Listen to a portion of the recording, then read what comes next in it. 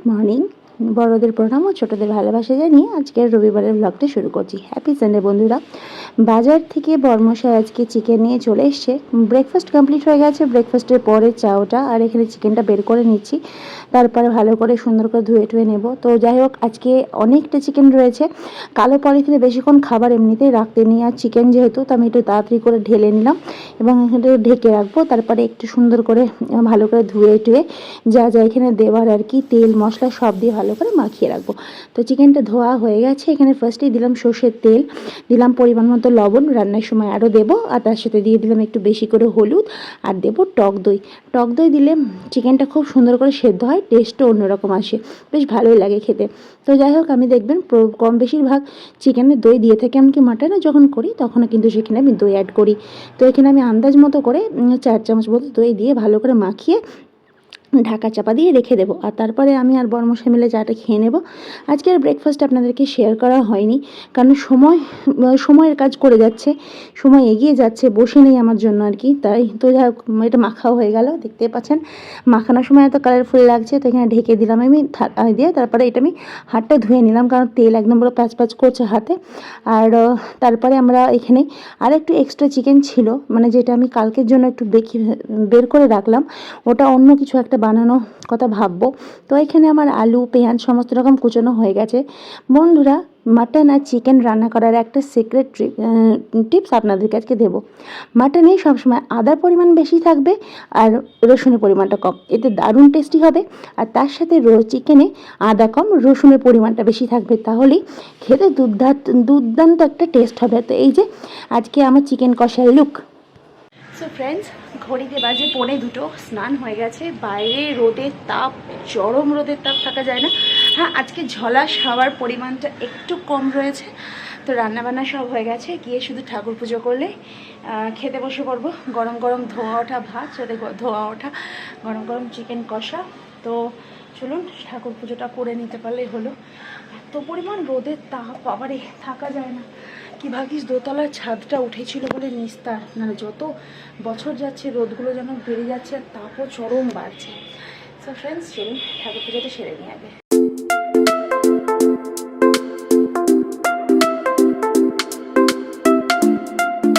Friends, ঠাকুর পুজো complete হয়ে গেছে, আর চিকেনের লাল ঝোলটা শুধু দেখানোর অপেক্ষা আপনাদেরকে। এই যে, আর একটু স্যালাড বলতে শসা নেই, পেঁয়াজ কেটেছি এখানে, সে পেঁয়াজটা ধুয়ে নেবো। আর দুটো থালা রেডি করে নিয়ে আগে তোজোকে আর বাবাকে খেতে দেবো। আর বাবা তো স্নান করতে ঢুকে গেছে, তারপর আমি আর বাবা খাবো।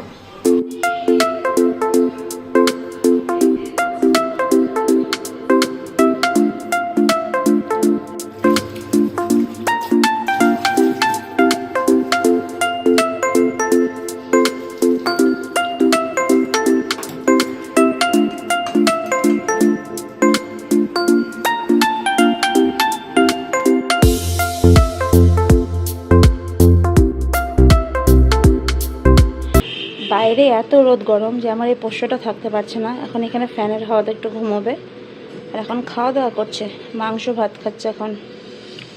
তার সঙ্গে যে হাড়গুলো ছিল সেগুলো দেওয়া হয়েছে।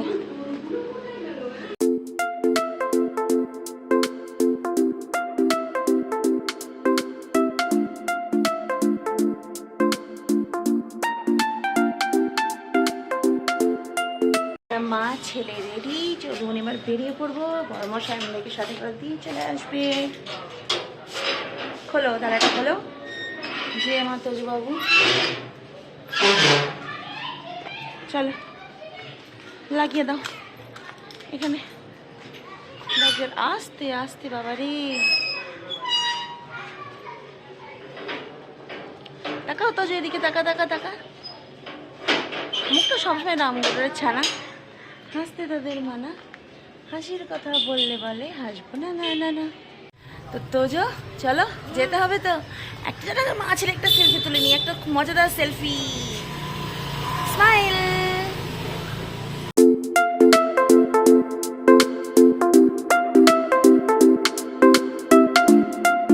ডান্স ক্লাসে আমাদেরকে টোটো করে আসতে হয়নি, বড়মশাই বাড়িতে ছিল আমাদের জন্যই, তো আমাদেরকে পৌঁছে দিয়ে ও কয়তে চলে গেল।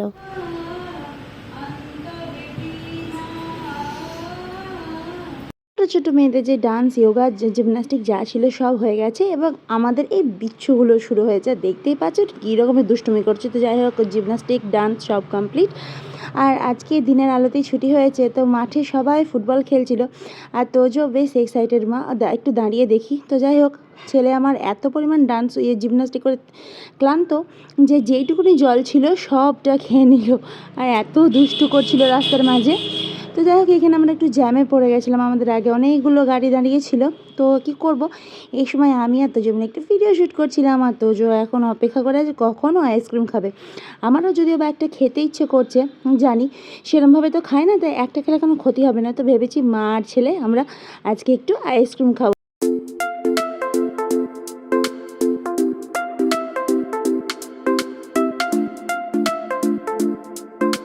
অনেকক্ষণ ধরে ওয়েট করার পর অবশেষে জ্যামটা কাটলো।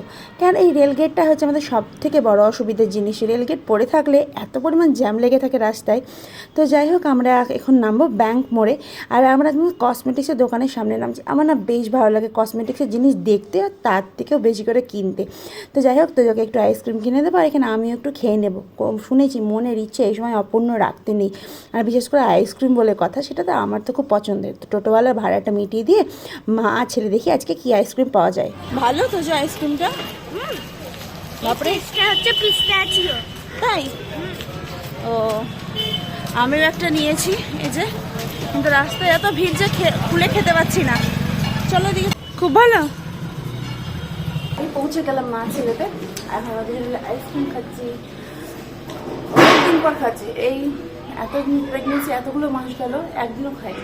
জাস্ট আজকে একদম খেতে বিশাল ইচ্ছে করছে, মা ছেলে বেড়ে খাচ্ছি।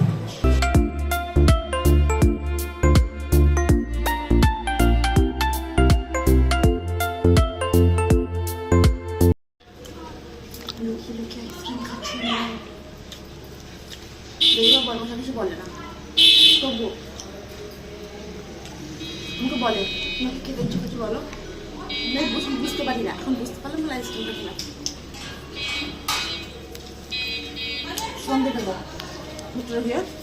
জামা কাপড় ছেড়ে হাত পা ধুয়ে বাড়িতে এসেই তোজোর একদম ড্রেস চেঞ্জ, পছন্দ মতো একটা আইসক্রিম খাইয়ে দিয়েছি। এবার কি খাবে বলো? দুধ ওটস করে দেবো? আয় একটু দুধ আর ওটস খাও, একদম ক্ষীর ক্ষীর ইয়ামি ইয়ামি করে দেবো। একদম বদমাশ দেখেছেন, এখনই বলুন আর একটা আইসক্রিম খাবে, বলবে হ্যাঁ। এবার যদি বলি একটু ভালো কিছু খাবার খাবে, সঙ্গে সঙ্গে নিয়ে আমি দুধ ওটস করছি, বেশ খেতে হবে না। যা, এই যে এখানে দুটো ছোটো ছোটো যেহেতু, মানে 2 প্যাকেট বিরিয়ানি মশলা নিয়েছি, মিঠা আতো নিয়েছি, আর এখানে 2 প্যাকেট গোলমরিচ গুঁড়োর প্যাকেট নিয়েছি।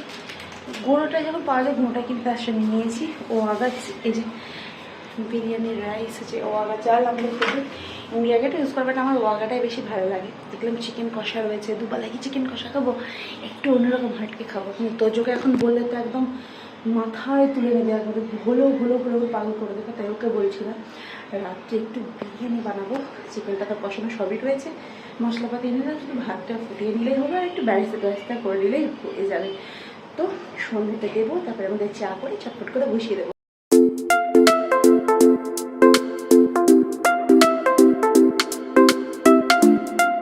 বাবা মেয়ের জন্য লাল চা করে ফেলেছি। তো চলুন এটাকে ছেঁকে আগে আমরা দুজনে মিলে খেয়ে নিই। আর তোজো কী করছে চলুন আপনাকে দেখাই, বিচ্ছুটা কী করছে। এই যে তোজোর এখন দিয়ে দেবো কিন্তু মুড়ি চানাচুর আর একটা মিষ্টি। কখনও বাচ্চাদের কিন্তু জোর করে খাওয়ানো উচিত না, এতে ওদের ক্ষতিটাই হয়ে যায়। যখন খিদে পাবে আপনি, ওরা ঠিক খিদে পেলে ওরা পেটের জ্বালায় বলবে যে না খেতে দাও। অনেক ঘন্টার পর ঘন্টা যদি হয়ে যায় তখন একটু অসুবিধা থাকে। আর এরকম বিচ্ছুর ছেলের জন্য একদম খাওয়া দেওয়া উচিত না। তো দেখুন, 2 ডোজ বললাম, খেলো না, যে একটু মুড়ি চানাচুর মিষ্টি দিয়ে দিলাম, বাবু ছেলের মতন খেয়ে নিচ্ছে। তো আজকে এখানে আমার রাতের ডিনার মেনু বিরিয়ানি, সেটা হয়ে গেল। দিনের বেলাতেও ভালো খাওয়া দাওয়া হয়েছে, আর রাত্রেবেলাটাও তো কোনো কথা নেই, ভালো খাওয়া দাওয়া। ঘড়িতে বাজে 10টা, দেরি করবো না। তোজো বড্ড ছটপট করছে, তো এবার খাওয়া দাওয়া শুরু করতে হবে। আর এখানে স্যালাডের জন্য পেঁয়াজটা নিয়েছি, বাস আর লঙ্কা দিয়ে দেবো, তাহলে হয়ে যাবে। আমাদের রাতের খাওয়া দাওয়া একদম ফুল কমপ্লিট। ওয়াশরুম থেকে আসা, ওষুধ খাওয়ার, চুল সমস্ত কিছু বাঁধা হয়ে গেছে। মাথায় আজকে একটু হেয়ার সিরাম লাগালাম, চুলগুলো একদম কিরম বিচ্ছিরি হয়ে গেছে। তো জন্য তাই ড্রেস চেঞ্জ, এবার ঘুমোবো। আজকের মতো এইটুকুই, দেখা হচ্ছে নেক্সট ব্লগের সবাই ভালো থাকবেন। Good night.